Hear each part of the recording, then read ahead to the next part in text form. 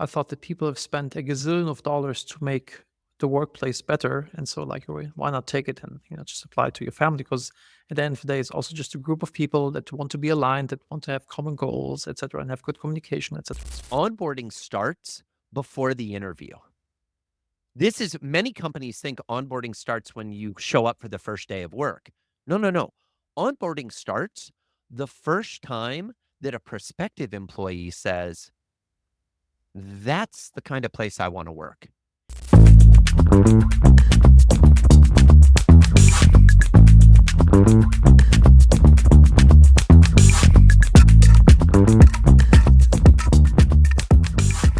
Welcome to another episode of the Love Not Fear podcast. I'm super excited to have my friend Joey Coleman on the show. We've been chatting, we've been catching up and almost missing pressing the record button. Joey teaches companies to keep their customers and employees.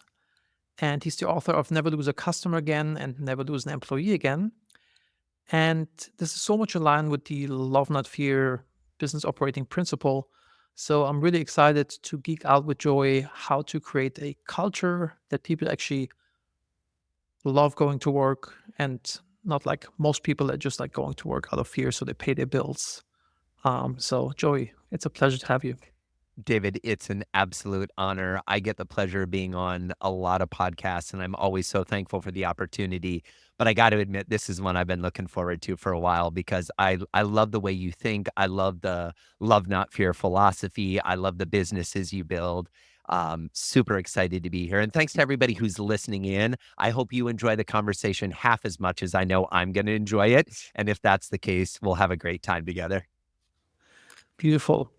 So for employee retention, like to creating a great culture in your organization, what would you say is like the number one thing, or where should you start? Because like you usually come into companies that are already running. If you start one from scratch, it's different. But like, what do you usually see being the big pain points, and what can people apply first to enhance the culture? It's interesting, David, that you mention, the difference between starting a company and being in a company that's already running. I think the biggest pain point I see is that the company that is running today is not the company you started. I think lots of times founders and leaders start a company, and when they start it, they maybe have a co-founder and 2 or 3 employees. It's a small team. They know everyone on the team. They have a personal and emotional relationship with everybody on the team. When they see members of their team on Monday, instead of saying, "How was your weekend?" they say, "How was the birthday party?" Mm, Because they know what everyone was doing. And it's a different level of connection. It's a different level of relationship. It's a different level of cohesion. As businesses grow and develop, it becomes exponentially less likely that the leaders know everyone on the team with that level of personality. And vice versa. It's very unlikely that maybe the frontline employees or the newest hires know anyone on the leadership team in any meaningful way other than that's my boss's boss's boss type thing. And so I think the big thing is for leaders to recognize that the organization that you think you are running is probably not the organization that you think you're running, right? And yes. so that I think is often, at least in the conversations I have with CEOs, the first step we need to take. After that, we look at 2 things. Are you in a mode where you are bringing lots of new hires on board? In which case, let's stop the bleeding early and create better onboarding systems Mm, and processes to make sure we're getting the right people in. Or are you in a position where you're not really hiring, but you've got an existing group of team members? What can you do to double down into those relationships and those connections? Because in an area that I think you and I are probably incredibly aligned, many leaders seem to, and I don't know how this is possible, David, but it happens. We're all human. They forget that most people spend more time at work than with their families. So why aren't we having the same level of personal connection with the people we work with that we have in our home life? For years, business leaders have said, I've heard people say, well, Joey, it's work. It's not pleasure. Or, this is business. It's not personal. No, it is personal. It's where I'm spending the bulk of Most my of my time, waking yes. hours. So it should be personal. And so I think there's opportunity for every organization on the planet to both acknowledge that and to try to work towards more personal and emotional connection with their people. Very true. You know, the number one thing that we started doing with our teams is the lifeline exercise. Are you familiar with the lifeline exercise? I am not familiar with this. No. So I learned about this from EO, and the idea is you share the highs and low points in your life. You know, we also build an app for this, an app coach. Basically, you enter your birth date, and then it's like, I'm 46, and it's 0 to 46, and I can like put markers. When I was 12, my father passed away, etc. Right, and then I kind of like Yes, create yes. my lifeline, and we do this with our teams when we do offsites, and we share the highs and the lows. You know, it's like 20 minutes or 25 minutes the person has to share, and once they're done, around the room, it's like clarifying questions and then another 20 minutes of shared experiences. Like, oh, my father died when I was young as well, or I went through the drug phase as well. And we do this by being like, we always start with somebody who's really vulnerable. Often I start. And then somebody who's also very vulnerable follows up. And then, like, it's kind of the doors open that we actually, then if we, this really changed everything in terms of like how people see work and the team, etc. Like, it really like it's pouring glue into the organization. 100%. David, I love this. I've actually participated in this exercise, but the person facilitating didn't call it the lifeline exercise. So that's why I wasn't connecting. It's funny you should say this because years ago, I was in a mastermind group. And the first meeting of the mastermind, it was one of these that you had kind of paid to be part of. So people really didn't know each other before they showed up, but we all knew the facilitator. And the very first person that went on the lifeline exercise, one of their lows was having an affair. And they shared that and were crying when they shared it and talked about the pain it caused. And wonderfully, I think for this person, their perspective, and I certainly felt so as well, they were able to uh, rebuild the relationship with their spouse and double down on it, and now they have an incredible, wonderful but the vulnerability and the honesty of that, it forever changed my understanding of that human Mhm. because I had an appreciation for what they had been through, and that's what I think is so beautiful about that exercise. Once I know you on such a deep level, I'm okay with criticizing you, and you're also okay with criticizing by me because you're like, hey, that's like David, and then he's like, whatever. We connect on these points. We also went through that, etc. Right? Exactly. Yeah, and I love the shared experience too. When I know that you've gone through something that I've gone through, we automatically have a connection, even if we didn't go through it together or at the same time. Right. Yes. Love it.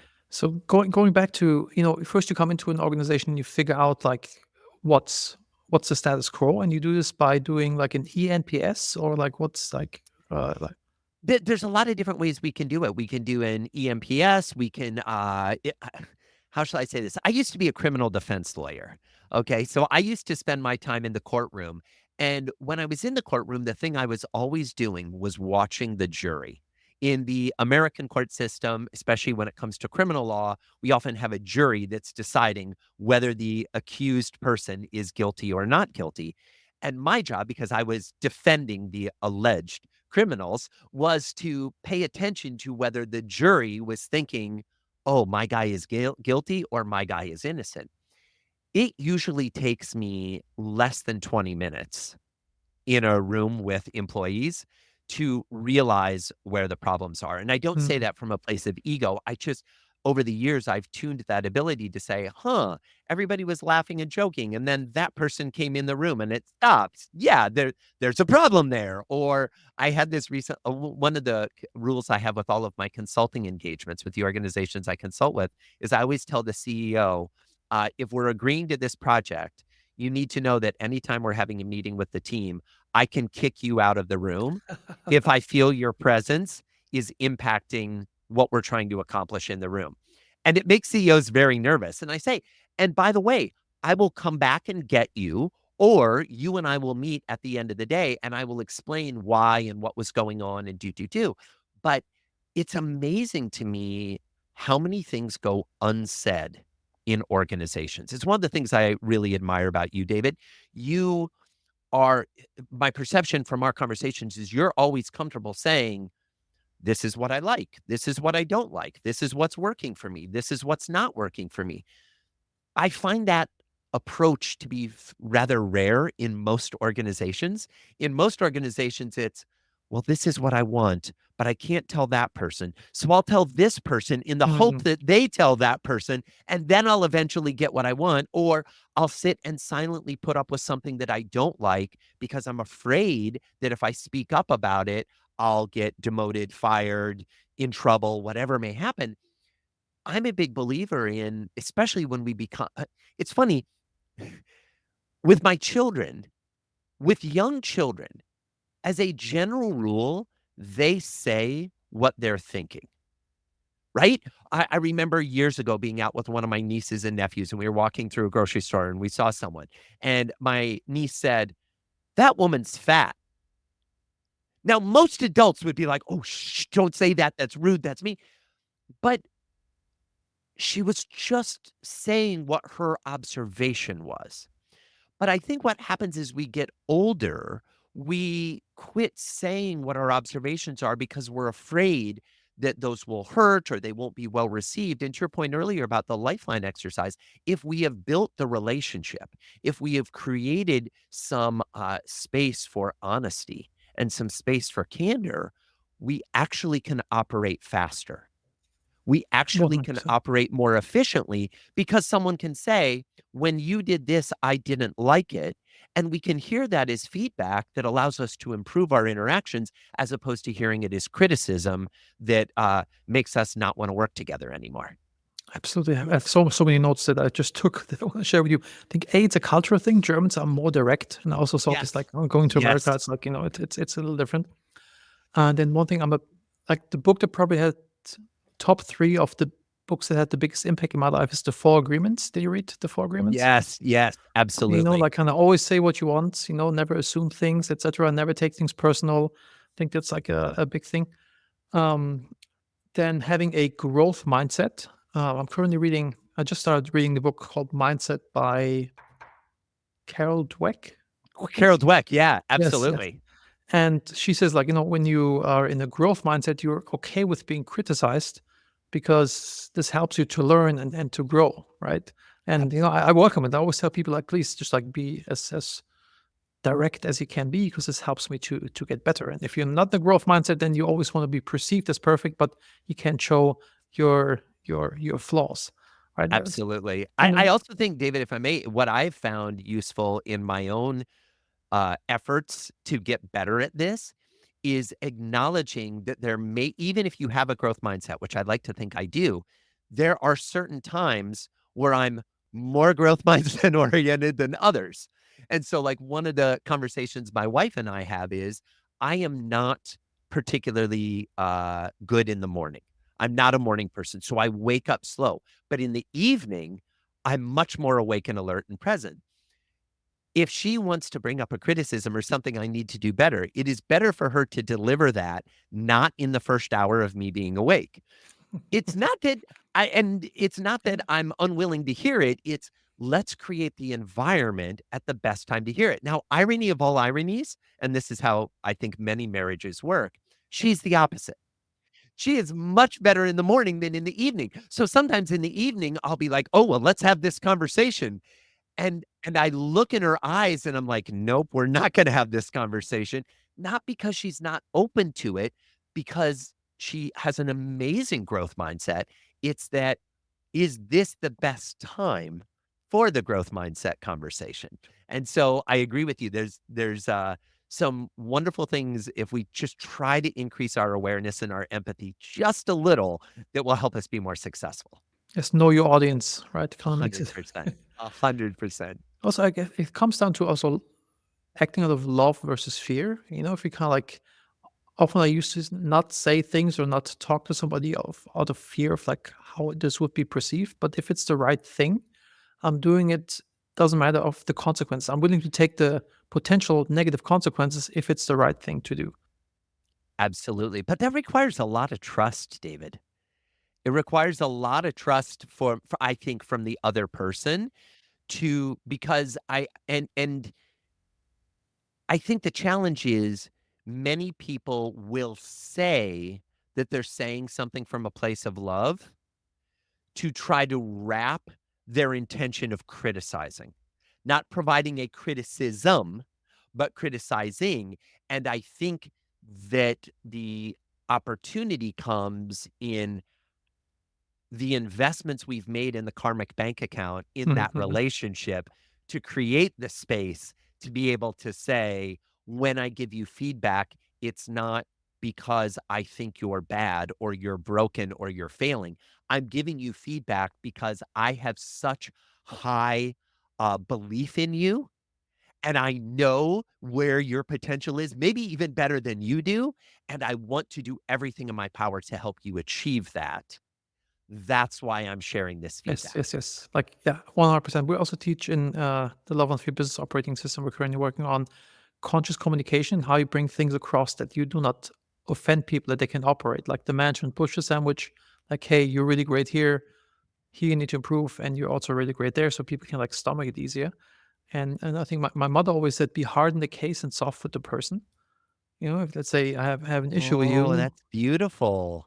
I kind of like I can say like let's say you're always late to meetings, and I say that, hey Joey, it just doesn't work for me for XYZ reasons. I really see a lot of potential in you. I love working with you. You're such a fun guy. But if you continue doing this, we have to stop working together because like this is bad. So I'm like very kind with you, but I'm like, really hard on the point. Like, dude, if doesn't freaking get fixed, then I fire you basically, right? Yeah. But Yeah, well, and I think letting people know that there are consequences to their actions. This is I mean, and I'm not trying to open this door, but this is a huge problem we have in the United States right now in our political system, in our leadership. In the sense that there are many of the people who are either elected officials or want to be elected officials who I would posit have experienced very little consequence in their life for their behavior. And as a result, they believe they can just do anything. And the problem I have with that is we have young people watching this behavior saying, let's see how well, this is that how the world person is, works. Yeah. that's how the world works. That's how you succeed. That's how you go where you want. And I'm like, no, every I'm a big believer in both the laws of nature and the laws of humanity, and looking at the fact that every action has an equal and opposite reaction, right? So your action is going to have a consequence. Some of those are intended, some of those are unintended, some of those are positive, some of those are negative. And it's one of the things I tried to I know I keep mentioning, parenting, but it's a fundamental principle in how we're trying to raise our boys. But you just made a choice. Now I why did you make that choice? What were the consequences? What are some of the unintended consequences? So hopefully when they go out into the world, our big philosophy is everything in life is a choice. Try to make the good choices. Try to make the good choices. And sometimes we have the information to make a good choice and sometimes we don't. But to your point, that candor, that clarity, that specificity when we're interacting with another human, I think is what moves us more towards a place of love than a place of fear. Absolutely. Yeah. It also makes life so much easier if So much easier. So much easier. Oh my goodness. You also mentioned onboarding. Like once you actually in a new company, you're right. Also in a small company, it's much easier to have like this family tribe vibe because you just like everybody knows each other. But once it gets bigger, for example, in at LTV Plus, we're like at 500 people or so. And I'm also not in the beginning. I was like very present, but now my business partner GQ runs it. I think a lot of people don't even know my name in there. So and like it's very disconnected. So I think it's important to build good systems around the business, and we do this by you know really hammering mission, vision, values into people's heads, and it's like that they have like guardrails like how to operate and what's expected of them, and make like every decision that we make in the business like we explained with our core values. When we onboard people, we even in the job post we have like a video of the hiring manager talking about the job, that what they're supposed to do, and also about our mission, vision, and core values. So people can kind of like self-select, like, hey, do I want to work with this guy? And like, am I work hard, play hard, or like, do I want to coast? Or so I think it's really important. So I want to get to onboarding tips. Like, what are your tips to make sure that you onboard the right people? And I read something or heard you say something. once you onboard somebody, give them something to talk about. I really love this idea. Like they get really impressed over there. Please onboard. Yeah, absolutely. So, a couple thoughts on that. One, you're absolutely right. Onboarding starts before the interview. This is many companies think onboarding starts when you show up for the first day of work. No, no, no. Onboarding starts the first time that a prospective employee says, "That's the kind of place I want to work." And to your point, and that's why I love that you have the video in your job listings. What can we do at the very beginning in a job posting in a one ad to let the prospective employee know what is the experience of working here going to be? So often organizations are like, these are the skills you have to have, these are the responsibilities, this is what you're going to do. And by the way, we'll pay you based on your experience. Oh, okay, great. That doesn't get me anything. What's it going to feel like? Who are my coworkers gonna be? What are the things I'm gonna love about the job? What are the things that I'm gonna not love about the job? Because every job in the world has aspects about the job that you're not gonna love, and that's okay. Why not be upfront with that? The idea of giving them something to talk about comes from that first day on the job. In Never Lose an Employee Again, I talk about the 8 phases of the employee journey. And the 4th phase is the activate phase. This is the only phase in the journey that lasts 1 day, and it's the first day on the job. All the other phases are multiple days. This one day, the first day on the job. And there's a country western music singer by the name of Bonnie Raitt that had a song called Let's Give 'Em Something to Talk About. Okay. And that is the song that I want playing in a leader's head when they think about that first day on the job. If I may, David, let me juxtapose 2 different first day scenarios. The first one, so you show up for work and you come into the headquarters and you go to the receptionist and you're like, "I'm here for my first day on the job." And the receptionist says, "Oh, I didn't know someone new was starting. Who's your manager?" I don't know who my manager is. I got hired and I'm accepted. I'm gonna be working in the IT department. Oh, okay. Hang on a second. I'll call someone. So you sit down and they call and they come back and they're like, actually, your manager is out sick today. But don't worry that someone from the HR team will be here in a minute. The HR team member comes in and they say, "Oh, hi, Joey, welcome for your first day. Let's take you to this conference room." We sit down in the conference room. They pull out a binder. These are all our policies and procedures. This is the paperwork we need you to sign. Which retirement plan do you want? Which health insurance plan do you want? What are the things? Here's your uniform. Do. Read all this information. Oh, and we're going to show you some videos about sexual harassment in the workplace that were filmed in the 1970s. But watch these, and I'll come back in 2 hours to get you for lunch. And then they leave. And then they come back 2 hours later and they're like, "Oh, we're gonna take you to lunch with some of the team." And you go to a lunch with 4 or 5 other members of the team that all know each other but don't know you. So they sit at one end of the table and they're all talking because 'cause they're getting a free lunch, and you're sitting at the other end going, "What am I even doing?" You go back to the boardroom and after the lunch, and the HR person comes in and they say, "Well, actually, the IT department wasn't aware that you were starting today, so we don't have a computer or a phone or any of your things. So just take this binder and go home, and we'll see you tomorrow." Yes, and then you stay home and you don't come back. Correct. Correct. So what's crazy, and the reason why hopefully people, when I'm relating this hypothetical, are laughing and thinking, "Oh, this is so crazy." What a lot of people are like, "Oh, Joey, I didn't know you interviewed the company I used to work at." Like, so many of us have had an experience where we showed up not feeling welcomed. And as Bonnie Raitt says, let's give them something to talk about. What do we know is going to happen at the end of the first day? That employee is going to go home. They're either going to go home to their roommate, their spouse, their children, their parents. If they live alone on their way home, they might call someone. And the first thing that their loved one is going to ask is, How was it? "How was it? How was the first day?" The way they answer that question determines whether they will stay with you long term or not. Mm.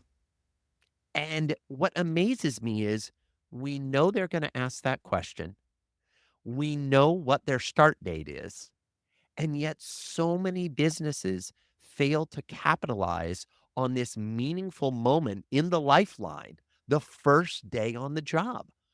Give them something to talk about. Make it remarkable. Make it worthy of making a remark. The word remarkable is worthy of talking about. Make it worthy of when they get asked, "How was the first day?" They say, "You know what? I think I may have found the place where I'm gonna work for the rest of my career." What would you have to do to to make make that them happen. answer that question that way? So what do you have to do? I Can you give think me the what second you ha scenario? I so the second scenario. So in the book, I do a case study of a mutual friend of ours, Christy Harold, who runs a company called Jam in Toronto in Canada. Here's what happens at Jam on the first day. You pull into the parking lot at headquarters, and your manager meets you at your car door. And the reason they meet you at the car door is they know all the other cars in the parking lot. Mm, They know what time you're showing up. So they know that you're showing, and they also have people start at 10 o'clock instead of 9 o'clock. So you're not coming in while everyone else is coming in. Everyone else is already established. wow. And then they walk you to the door, they open the door to the headquarters and you hear music playing and the music is beating, and the music is your walk-on music. When we think about a professional athlete coming to the pitch or the field or the court, they have walk-on music, right? The way they know your walk-on music is in the job application. They have a question and they ask you if you were a professional athlete, what would your walk-on song Wow. That's but then, crazy. David, they never ask you about it again. They don't talk about it in the interview. You just submit Mm, it on the form. And then if you're hired, they know the song. And here's the thing, you've forgotten that you told them. You wow. forgot that you gave them the That's information. that's the So you something come to in and talk you about, hear right? the music and you're like, "Oh my gosh, these are my jams. I'm feeling good. I'm feeling excited." And they take you around the corner and they have all the jam employees lined up. And the employees and the other team members are wearing one of two articles of clothing. If they've been there, if they're also a newbie, they've been there less than a year, they're wearing their jam rookie hoodie. Okay? So this is your rookie sweatshirt. If you've been there more than a year, you're wearing your Jam hockey sweater, and it has the company logo on it with your name embroidered on the back, and the number is the year you started. Wow, that's so And cool. you walk through this high five line, and everyone's high fiving you and cheering, and they're playing your music. And you come into a boardroom, and in the boardroom on all the screens are all of the Jam employees worldwide zoomed in to be there for your first day. Yeah, David's making it sound like his head is exploding. Yeah, you've been in the building for less than 5 minutes, and you feel like a rock I star. found my tribe type of You thing, yeah. found your tribe. You feel like these are my people and they know me already and they love me already and they're excited to see me. This is the first 5 minutes. When we juxtapose that experience against the first scenario I described, we see that there is a clear difference in designing the first Mm. day to give them something to talk about and having the first day be a list of checklist items Yeah, yeah, yeah, that yeah, so have to good. get done for you to work here. It's so good. And also how you do one thing is how you do everything. If you Oh, treat a culture 100%. like this, then, like, everything 100%. changes. Yeah. Well, and the last piece I'll share is on your 1-year anniversary, they have a ceremony where they present you with your Wow. sweater and Wow. you retire your rookie sweatshirt, and now you have the sweater, and anytime they have a team meeting or a team retreat or a new hire start, everybody wears these outfits. That's so good. Creates culture. That's really amazing. I'm, like, beating myself right now because I often forget, like, people tell me, like, "Oh, it's been my 1-year anniversary." I'm like, "Ugh." I was like, David, "No." I hear you. And here's the thing, if I may address that specifically. So many leaders, when they read my book or they hear my keynote speeches or they're part of a conversation like this, they beat themselves up and they say, "Oh, I've missed the opportunity. Oh, how many times have I failed in the past with employees?" Oh, they Number one, you're human and it's okay. Every leader does this. Number two, the question is, are you going to keep doing it? Are you gonna create some systems Yes, in I your was about to say business to systems, make like, sure it doesn't happen again? Because that's what we need is a system. I have a system in my calendar that notes my wedding anniversary. Now, I will remember my wedding anniversary, but just in case I don't, it's in the calendar.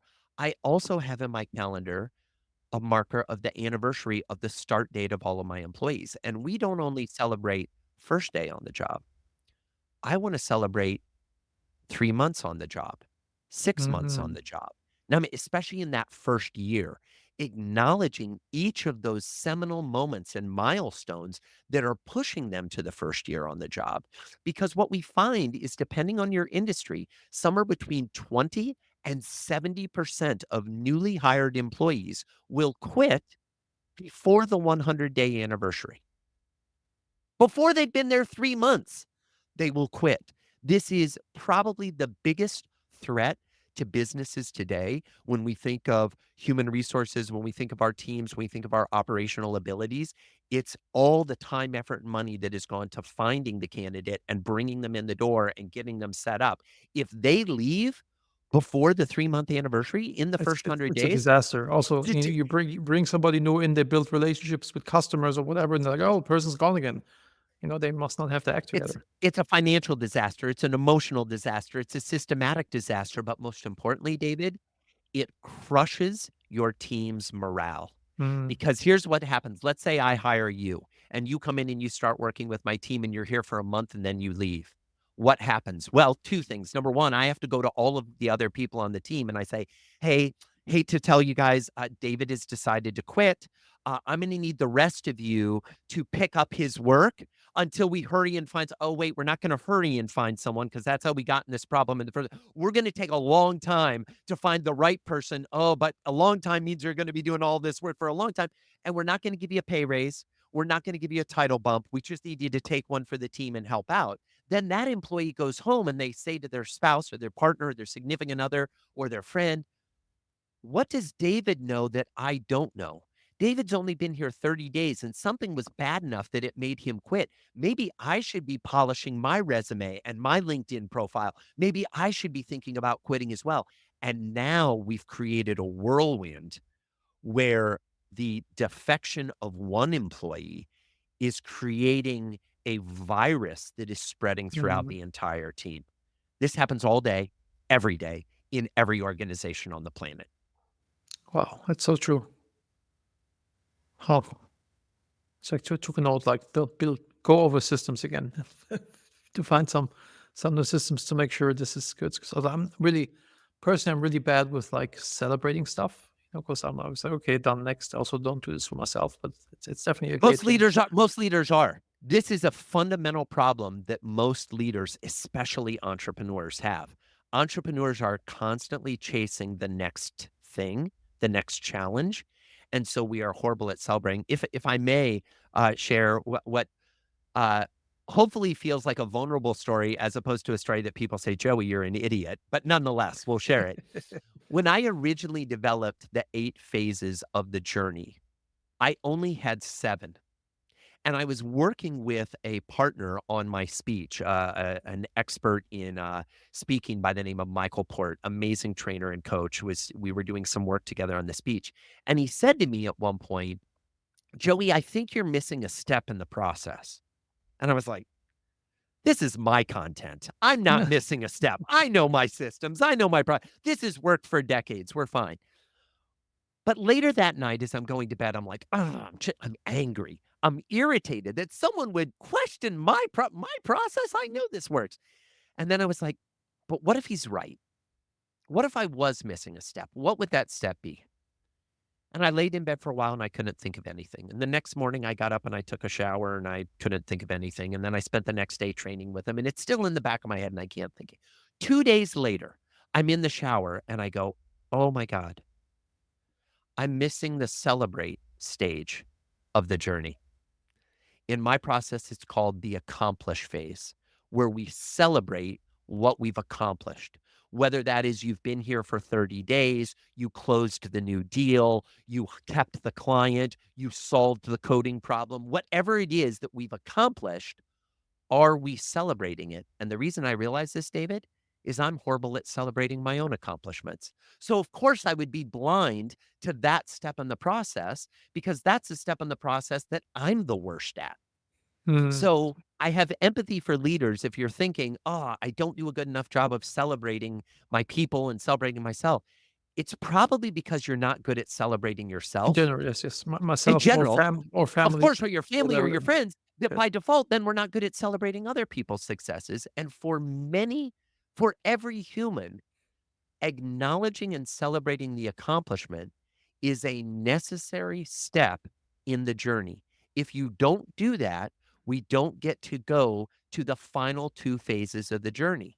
That's phase 6 is the accomplished phase. There's 2 more phases, That's and right. we don't even get the chance to go to those if we don't Celebrate. accomplish this one. The only questions I have, why didn't you just ask them which face is missing? Why did you torture yourself? Well, you know what's interesting is I did actually ask him, and he's like, "I don't know, but there's one that's missing." Oh, okay. And respectfully, and I don't wanna speak for Michael, but I imagine if he was on the podcast with us, he might agree. He's not the best at celebrating his You do. accomplishments either. Mm. So I don't think either of us could have seen it, or at least that's the story I would tell. It'd be interesting to see what he would say. One thing with policies, I think that is also something I always really hate. I love the concept of when I read EOS for the first time to like really have our process and written down SOPs. But I think it's also it's hard to maintain, and it takes away the responsibility to think of your employees. Kind of have like some standardized process, but like kind of really sticking to something is like, and yesterday I had Ron Lovett on the podcast, and he wrote a book called, oh, I'll mess it up. The sub title of the book is "Give Your Employees Their Brains Back." What's it called again? Radical Empowerment, something like this. And here's a very simple framework that people should go through, and it also really fits to what you're doing. If an employee is to make a decision, he says like, okay, first thing is like, is it good for the customer? Yes, okay, check. Second one, is it good for the company? Yes, okay, check. Can I be accountable for this decision? Will I own this? And if this is all three are checked, then like just make the decision, right? So I think I it's love it. I love it. Yeah, I understand why organizations have policies. What we also know is you can't build an organization on policies.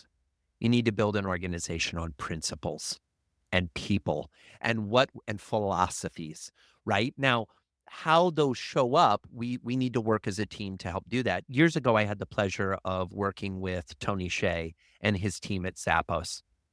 And what so many companies have core values, and they have their core values on the website and maybe on a plaque in the lobby. But if you actually ask the employees what the core values are, they have no idea what the core values are.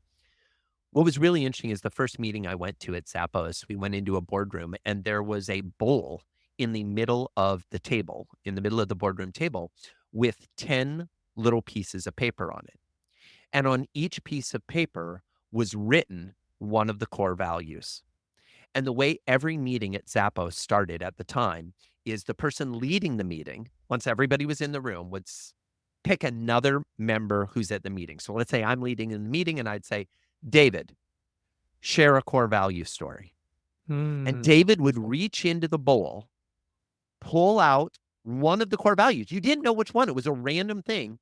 Read the core value. And for example, one of their core values was do more with less, be resourceful. And then you would have to tell a story about how you did more with less in the last 30 days. wow. Huh. I loved it actually. And So what that did is it made people not only regularly know about the core values, but it made people think about how do I live the core values in every day? How do I live the core values in how I show up with customers, how I show up with colleagues, how I show up in my personal life? Because you mhm. could even say, oh, well, what we did is I decided recently that instead of buying a new pair of shoes, I was gonna wear these for one more winter, and I'll get a new pair of winter boots next winter. And people would say, "Oh, Joey, what does that have to do with the business?" It has everything to do with the business when we have employees imbuing the values in every aspect of their life. And that's why I think core values and first principles and philosophies for organizations should be things that members of the team can adopt in every aspect of their life, not just when they're at work, 100%. I mean, because now we're living it. I don't know if you know, but I have another business called Managing Happiness, which we're also bringing under Love Not Fear. And the idea is to run your life the same way you run a business, and you define your mission, vision, and values. Like mission and vision for the three most important areas of your life. You as the professional, you as the family person, and you for yourself, mind, body, spirit. And then you do 90-day plans, etc., for each of the different ones. So it's very much. I very much believe in this. I love it. I love it. And there's so many overlaps. Uh, our mutual friend, Jim and Jamie Shields, right? Who Jim Shields runs it, and Jamie run this incredible program where they talk about doing family board meetings. Yes. So your company has a board meeting. You should have a board meeting with your child. And here's how this works. You get together once a quarter and you turn off the phones and you're focused and there's an agenda. But here's the trick. You as the CEO, you don't create the agenda. The child creates the agenda. And so you say to the child, what do you want to do? Where do you want to go? And then you focus on being present and you use it as an opportunity to get feedback and to deepen the relationship. And so I think there's so many things we figured out in business or we're trying to figure out in business or best practices for business that we can bring over to our personal lives and they work just as well. People ask me all the time, they're like, Joey, so this thing, it worked for the customers, never lose a customer again. It worked for the employees, never lose an employee again. Would this work with dating and with my spouse? And I'm like, yes, absolutely. Humans are humans are humans. Yes. Whether we're talking about them as a customer, as an employee, as a significant other, we all respond biologically to the same Principles. examples and Yep. principles Yep. of love, not fear, caring about people, showing you care, telling people you care, giving them evidence that you care, looking for care reciprocally from them. All of these things exist in the human condition. This isn't a workplace conversation. Yeah, I always thought like because applying business principles to my personal life worked so well, and I thought that people have spent a gazillion of dollars to make the workplace better, and so like, why not take it and just apply it to your family? Because at the end of the day, it's also just a group of people that want to be aligned, that want to have common goals, etc., and have good communication, etc. So it's like really just the same thing over there. Meaningful relationships. How do you build those? I think it's you also mentioned this is a key thing um, to have a great work culture. And we already talked about a lifeline. Have you any other exercise tips, tricks, or tools or stories on how to create more meaningful relationships inside of your company? A couple of thoughts on that. First and foremost, I think it's useful to have a distinction between coworkers and colleagues. In every organization, there are coworkers. Coworkers are the other people that work for the organization that maybe come to the same office or they get a paycheck from the same entity. Colleagues are friends. Colleagues are people that you know what they did this weekend. Colleagues are people that you have some insight into their home life, their family life, their hopes, their dreams, their fears. Everyone starts as a coworker. My goal is to get them to become a colleague as quickly as possible. I was just like thinking, same with the examples of Jam. Like you come in, you get your jersey, and everybody celebrates. I was thinking like, because we're a remote company, right? We have like 500-600 people all over the world, and we we do what we can. So it's thinking with like kind of having more people present on the Zoom call when you come in. But like, do you have any tips on like how to build meaningful relationships or like all that stuff like for the remote world? Because it's definitely harder to build this trust and connection. It is more difficult in a remote digital world to build levels of personal and emotional connection as quickly. So what I like to do is to, when looking at people that's main point of connection is digital, I like to think about analog opportunities. Here's what I mean by that. So this is another case study from the book. This company is called Budai Media. Budai Media is based in Budapest. That's where their headquarters are. They have 30 employees, so not 500, but 30 employees across 17 time zones around the world. No one else lives in Budapest except the founder. So he's the only one that's there. Everybody else is spread globally. One of the beautiful things they do is a new hire starts. And at the end of their first week, so they start and they like their second day on the job, a package arrives at their house and it's all wrapped up in the box and it says, do not open until we tell you. Okay. So then on Friday, after they've spent a couple of days orienting and meeting the team and getting up to speed, they have a call with all the Budai employees from around the world. Now, keep in mind, 17 time zones. That means some of the people have stayed up and are at the middle of the night. It's late for them. But everybody comes to the call. And on the call, they say, go ahead and open the package. And as the employee the new hire turns their head down and they start to open the package, they pull out a coffee mug. Now, the coffee mug doesn't have the Budai Media logo on it. The coffee mug has photos, headshots of all the The employees around the world, including the new new hire. player. Oh, wow. So they pull out a mug with their picture on it and everybody else's. And as they lift their head from opening it, they see on the screen all the other employees holding up their mugs, toasting the successful completion of the first week on the job. Wow. Now, logistically, is it a challenge to send mugs to everybody around the world in advance? Yes, it is. However, we know when the new hire is going to start and we know when their end of their first week is going to be. So we work to make sure everybody has theirs. And what this does is it creates an analog interaction, a physical artifact of belonging. We talk about the Jam hockey sweaters and the Jam rookie jerseys. We talk about the Budai mug. These are True, this is physical, replicatable. tangible Yeah, items. we can Yes, also send it. Yeah, absolutely. totally. Yeah. Yeah. And so many organizations will send things to their new hires, but it's like they send them their computer and they send them a polo shirt with the company logo on it. Though that's fine. I'm not opposed to you doing that, but that's not going to create personal and emotional connection. What are you sending that creates personal and emotional connection? The last thing I'll say on this for remote hires, and I don't know how it works in all the countries where your team operates, but what I do know is that in the United States, as an employer, you are legally required to know the physical mailing address of your employee. Mhm. It's a requirement for tax purposes. It's that way in most jurisdictions around the world, but maybe not everywhere. But you probably know the physical address of your employees. In most organizations, we know this address. We're legally required to have this address in our files, and we never use it. Or if we do use it, we only use it to send tax information and payroll information. Why aren't we using it to send gifts?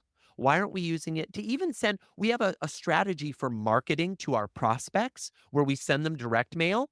Why don't we just send that exact same direct mail to everybody in the organization and tell them this is so you know what our customers and prospects are hearing about? Mm. So that if I'm on the phone with a client and they say, "Oh, I got this thing in the mail about the new AI powered solution you guys have. Can you tell me more about it?" The employee isn't caught off guard.